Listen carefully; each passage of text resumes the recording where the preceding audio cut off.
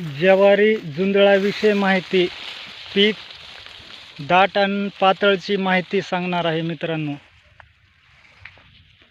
पीक दाट असल्यावर छोटे छोटे कणीस पोचतात. हे बघा, हे दाटचा परिणाम आहे. पेरणी दाट झाल्यावर असे छोटे छोटे कणीस पोचतात. तुम्हाला लगेच पातळचा पण फरक दाखवितो मित्रांनो.